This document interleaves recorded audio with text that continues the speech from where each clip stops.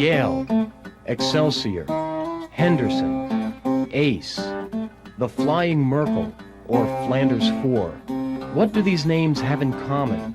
By themselves, each one unique and priceless, collectively historic in their own right. How about Dayton, Reading Standard, Curtis, Indian, or Thor? These names belong to manufacturers of great American motorcycles, representatives of an era gone by.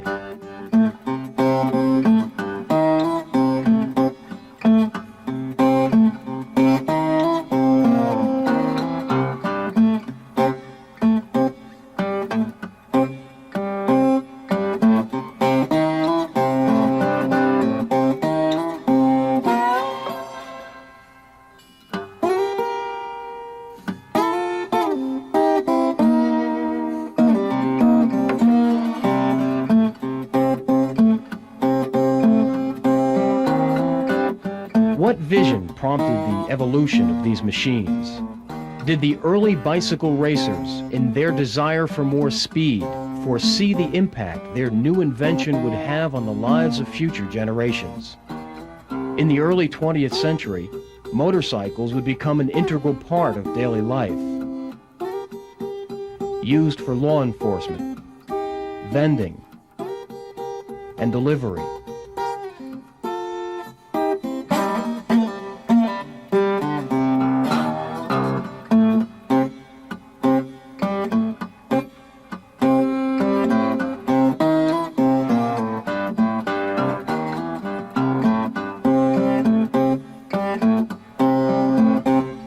With a sidecar, motorcycles were the first example of the compact car for many families.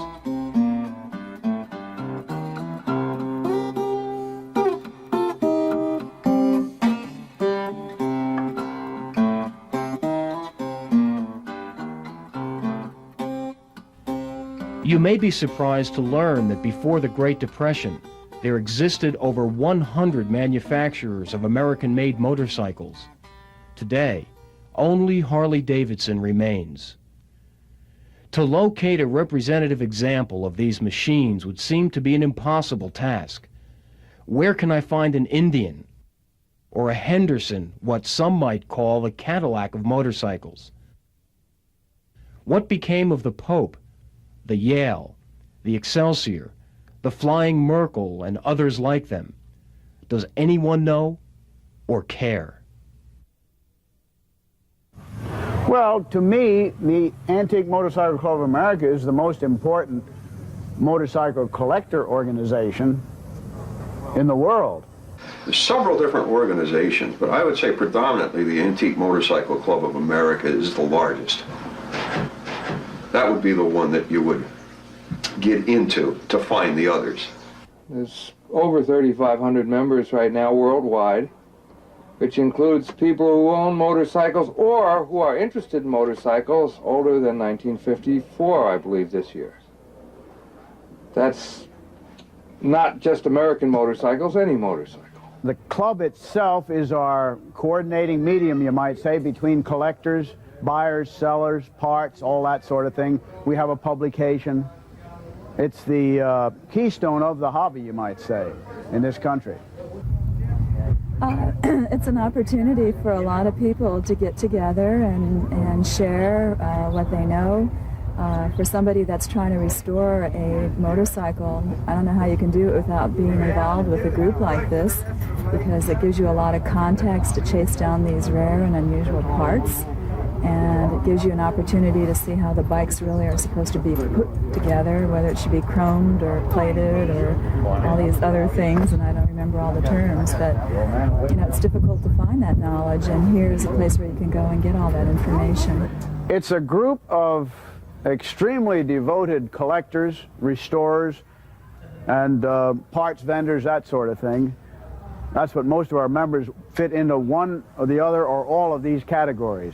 It's just a good place to come to meet other people in the hobby, to discuss your project and so on. The club's healthy and it's fun. The meets are great, and we have a really good group of people, and we try to keep it antique. You know, we discourage people from bringing anything late model, anything after that period, which we consider an antique.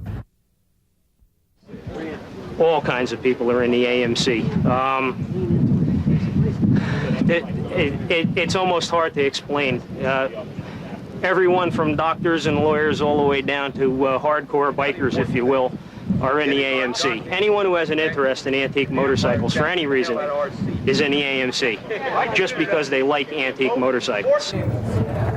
I'm Dr. John Pat, a practicing veterinarian from Gilbertsville, Pennsylvania. Dave Martin, Indian Joe's out of Chattanooga, Tennessee. And what brings you to Harmony? I make all these meats. That's my business, is selling Indian and Harley parts. The people at work have a lot of fun with me. I work for AT&T and I manage a group of 16 internal auditors.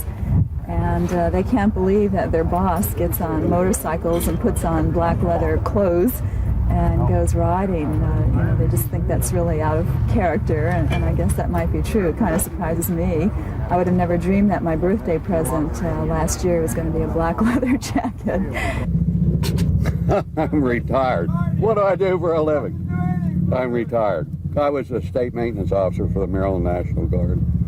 Automotive maintenance, civil service for 35 years, and I retired and did a variety of things. I had a sporting goods store on the side, and I was a gun dealer, and I raced sports cars, and I raced boats. And at one time I was in an organization called the Classic Yacht Club, big boats, and I've, you know, tripped around and bumped off of a lot of hobbies. Oh, I worked as a engineer for the state of Vermont. An uncivil civil engineer. And I started out with a $100 bill that I borrowed from the Vermont State Employees Credit Union and went into the motorcycle business. My name is Jessie Jacaruso. I live in Rollinsford, New Hampshire. I own my own business in Portsmouth, New Hampshire. I have a canvas business. We make awnings and boat covers and so on. When I graduated college, I went to work for IBM. I worked at IBM for 8 years. No, sono giuro. Two sandwiches, scotch.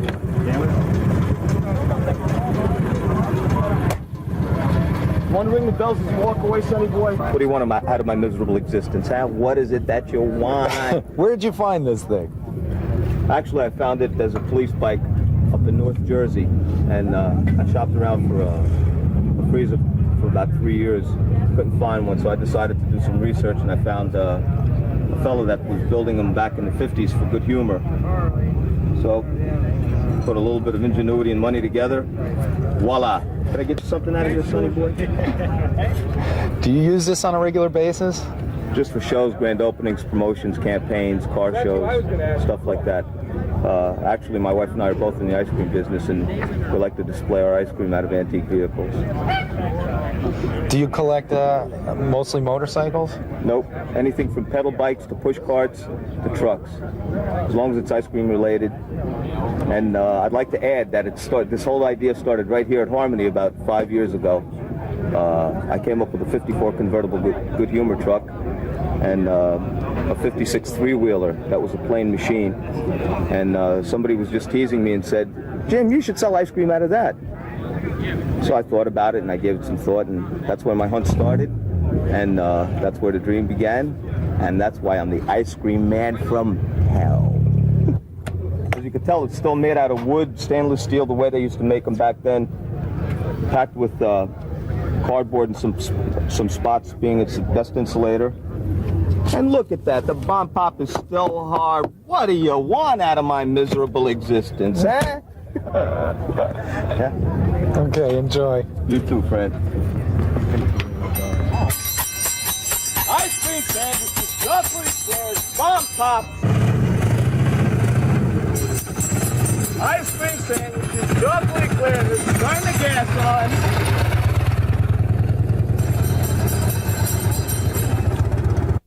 Right now, in the next week or so, we're going to be getting ready to attend the meet down in Harmony, New Jersey.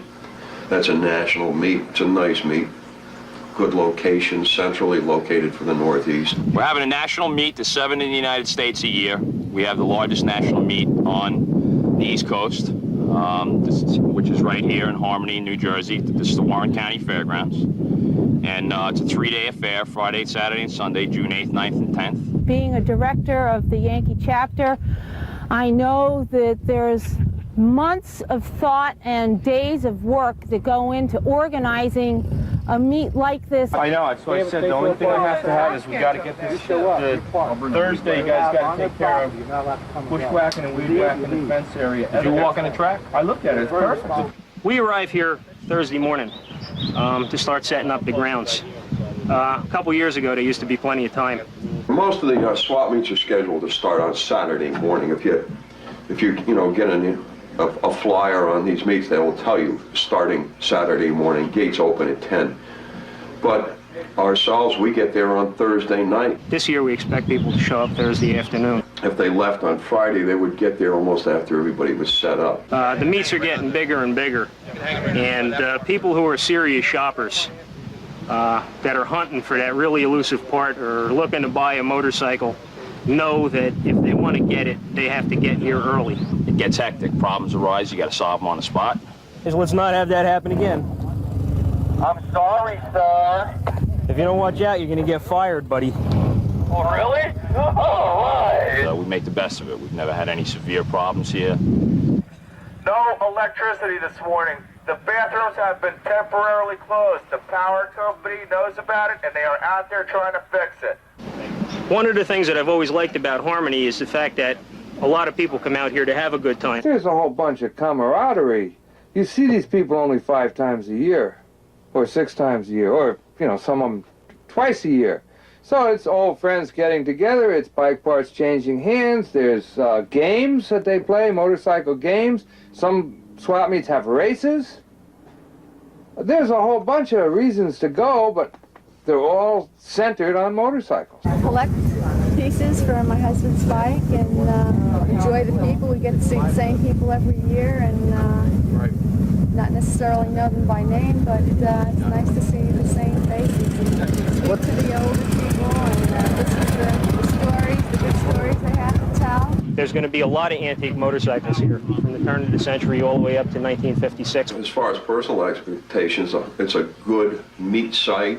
It's a good time. It's a good business venture for us. It has everything that we look forward to in a meet. Some people go just to buy one part that they need to finish their bike. There's going to be flea market vendors. People who are looking for parts can come here to find parts for motorcycles at the restaurant. Collectors come, other people come, first-time buyers buying one bike.